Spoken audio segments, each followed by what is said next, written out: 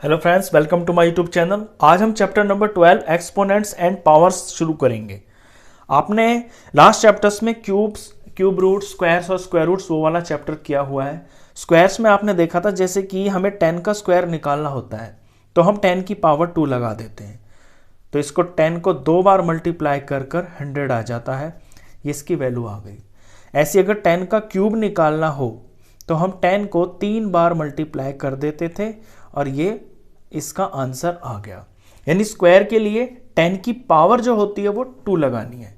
अगर क्यूब निकालना है तो उसकी पावर 3 लगानी है। तो ये पावर जो होती है इसे हम एक्सपोनेंट बोलते हैं, और जो नीचे की चीज होती है ना इसे हम बेस बोलते हैं। फॉर एग्जाम्पल ये 10 की पावर 3 है, इसे हम ऐसे बोलेंगे 10 रेज टू दी पावर 3, यानी 10 को 3 पावर तक बढ़ा दिया गया है। तो जो नीचे की चीज है ना इसे हम बेस बोलते हैं और इसको बोला जाता है एक्सपोनेंट। तो अभी तक हमने ये सीखा है कि जो एक्सपोनेंट है ना वो पॉजिटिव होता है, लेकिन एक्सपोनेंट नेगेटिव भी हो सकता है। इस चैप्टर में आप नेगेटिव एक्सपोनेंट के बारे में ही सीखेंगे। मान लीजिए एक एग्जांपल है 10 रेज टू दी पावर -3। अब यहां जो एक्सपोनेंट है ये तो नेगेटिव हो गया, तो हम इसकी वैल्यू कैसे निकालेंगे? तो इसे लिखने का तरीका ये होगा कि इस नेगेटिव को पॉजिटिव बनाने के लिए ये जो बेस है ना ये इनवर्स हो जाएगा। ये 10 है ना, 10 के नीचे कुछ नहीं है तो क्या है, 1 है, तो ये 1/10 हो जाएगा और इसकी जो पावर है ये हो जाएगी +3। तो सबसे पहले सबसे इंपॉर्टेंट जो चीज इस चैप्टर के अंदर है वो यही सिखाती है कि जब भी आपका एक्सपोनेंट नेगेटिव हो तो उसको पॉजिटिव बनाने के लिए आप बेस को इनवर्स कर दो। अब इसकी वैल्यू हम आसानी से निकाल लेंगे, 1/10 इंटू 1/10 इंटू 1/10, तो ये आ गया 1/1000। तो यहां से हमें जो लॉ मिलता है वो ये है कि अगर कोई नंबर है, कोई बेस है जिसकी पावर नेगेटिव है, उसको हमें पॉजिटिव बनाना है तो उसका क्या कर देंगे, इनवर्स। बस सिंपल सी बात है। एक एग्जांपल से और समझ ले, जैसे कि ये 7/6 लिखा हुआ है, इसकी पावर मैंने लिख दिया है -5। अब -5 को मुझे पॉजिटिव बनाना है, क्योंकि जब तक मैं एक्सपोनेंट को पॉजिटिव नहीं बनाऊंगा मैं इस तरह से प्रोडक्ट करके आंसर नहीं निकाल सकता। तो इसको प्रोडक्ट करने के लिए सबसे पहले मुझे इस एक्सपोनेंट को पॉजिटिव बनाना पड़ेगा। तो सिंपली करना क्या है, बस चेंज कर देना है अंदर। इनवर्स का मतलब है नेगेटिव ये जो न्यूमरेटर होता है ये डिनोमिनेटर में आ जाएगा, डिनोमिनेटर जो होता है वो न्यूमरेटर में आ जाएगा। इसी को हम इनवर्स करना बोलते हैं। अब पॉजिटिव हो जाएगी इसकी पावर। तो सबसे पहली चीज ये आपको ध्यान रखनी है। अब आते हैं नेक्स्ट टॉपिक पे, लॉस ऑफ एक्सपोनेंट्स। देखिए जो लॉ फर्स्ट है कि अगर a की पावर m है और इंटू a की पावर n है तो a की पावर m प्लस n हो जाएगी। एक एग्जाम्पल से समझते हैं। फॉर एग्जाम्पल 7 की पावर यहां पर 2 है इंटू 7 की पावर 3 है, तो 7 की पावर 2 + 3 यानी कि 7 की पावर 5 हो जाएगी। अब ये क्यों हो जाएगी इसकी एक्सप्लेनेशन भी देखिए। 7 की पावर 2 है तो यानी कि 7 2 बार है, मल्टीप्लाई में 7 की पावर 3 है यानी कि 7 3 बार है। तो टोटल आपको क्या दिख रहा है, ये 7 की पावर 5 है, तो आ गया ना आंसर। तो ये लॉ नंबर 1 है, जब बेस सेम हो, बीच में मल्टीप्लाई हो तो पावर्स ऐड हो जाती हैं। ये लॉ नंबर 1। लॉ नंबर 2 देखें, a की power m divided by a की पावर n, तो a की power m minus n। Example से समझें, मान लीजिए 7 की पावर 5 है और डिवाइडेड बाय 7 की पावर 2 है, तो 7 की पावर 5 - 2 हो जाएगी यानी कि 7 की पावर 3 हो जाएगी। अब ऐसा क्यों हुआ इसका एक्सप्लेनेशन भी देखिए। 7 की पावर 5 यानी 7 को 5 बार लिखा गया है, और डिवाइड का मतलब है ये बटा में है। कौन, 7 की पावर 2, तो 7 को 2 बार नीचे लिखा गया है, तो एक बार एक से कट गया, दूसरा बार दूसरे से कट गया, क्या बचा, 7 3 बार बच गया, तो ये 7 की 3 होगी। ये इसका एक्सप्लेनेशन है। तो याद रखना, जब भी बेस सेम हो, बीच में डिवाइड हो तो पावर्स माइनस हो जाती हैं। लॉ नंबर 3,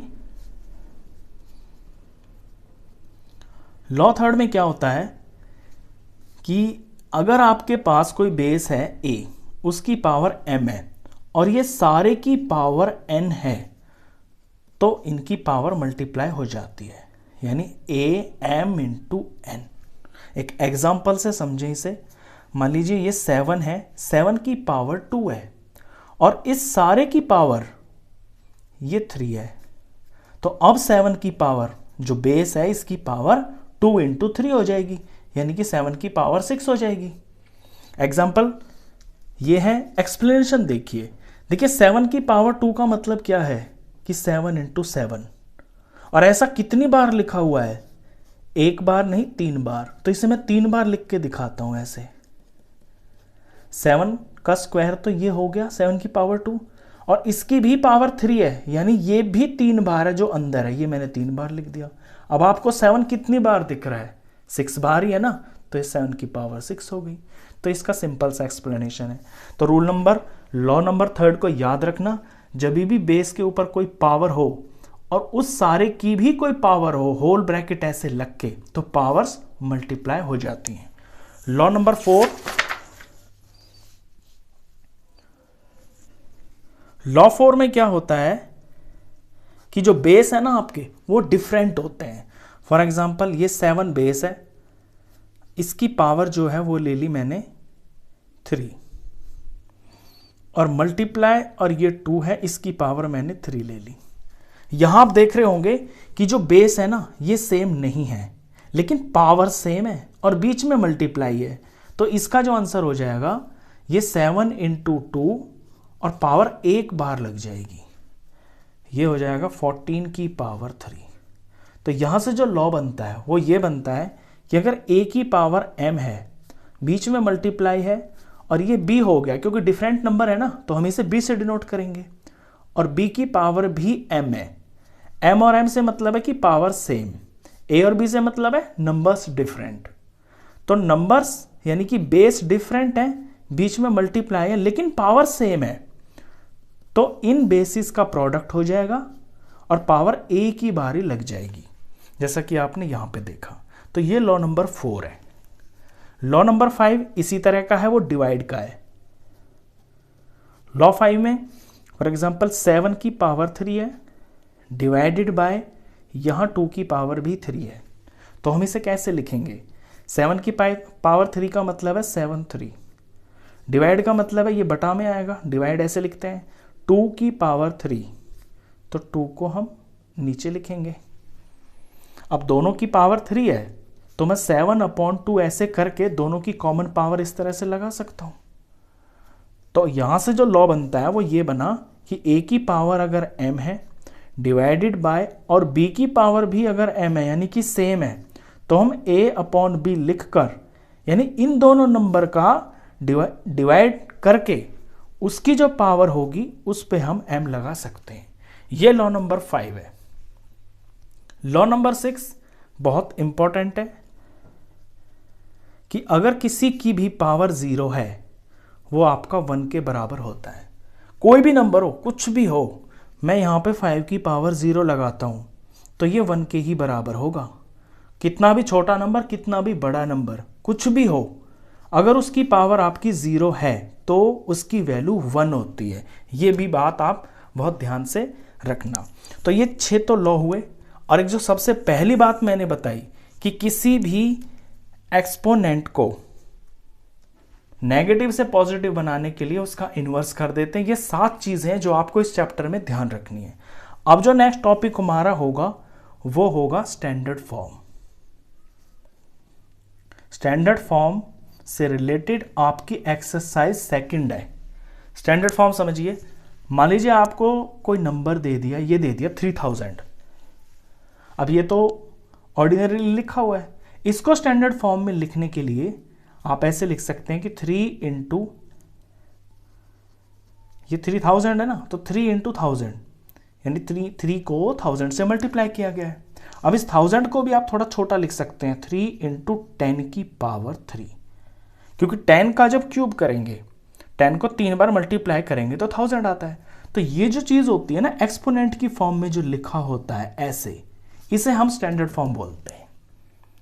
अब इसी चीज को अगर मैं नेगेटिव कर दूं, फॉर एग्जाम्पल ये 3 है, 1 2 3 यहां पॉइंट लगा हुआ है इस तरह से, यानी कि ये डेसिमल में है। तो इसका स्टैंडर्ड फॉर्म हम कैसे निकालेंगे? इसका स्टैंडर्ड फॉर्म निकालने का सबसे पहले आप देखिए, आपको ये डेसिमल हटाना पड़ेगा। तो डेसिमल हटाने का तरीका ये होता है, डेसिमल के आगे जितने नंबर होते हैं उतने आपको 1 करके उतने 0 लगाने पड़ते हैं। 1 लगा के 4 0 नीचे। तो अब इसका डेसिमल हट गया तो ये 3 बन गया। अब जब इसे लिखेंगे तो ये 3/10 की पावर 1 2 3 4, ये 10 की पावर 4 हो गई। अब इस 4 को मुझे यहां से हटा के ऊपर ले जाना है इस तरह से। तो क्या करेंगे, 3 × 10 की पावर -4। ये चीज आपने सबसे पहले सीखी है। यही तो बताया मैंने आपको कि जब भी आपकी पावर कोई पॉजिटिव हो, पॉजिटिव से नेगेटिव बनाने के लिए, नेगेटिव से पॉजिटिव बनाने के लिए उसकी प्लेस चेंज हो जाती है। यहां नीचे है ना, ये पावर पॉजिटिव है, तो जब ये ऊपर पहुंच जाएगी तो नेगेटिव हो जाएगी। तो ये सारी चीजें हैं इसके अंदर। ये इस चैप्टर का इंट्रोडक्शन वीडियो है। ये सारी चीजें अगर आपको सही से समझ में आती हैं तो चैप्टर ये बहुत आसान है। तो क्वेश्चंस के लिए नेक्स्ट वीडियो में मिलते हैं। तब तक के लिए गुड बाय।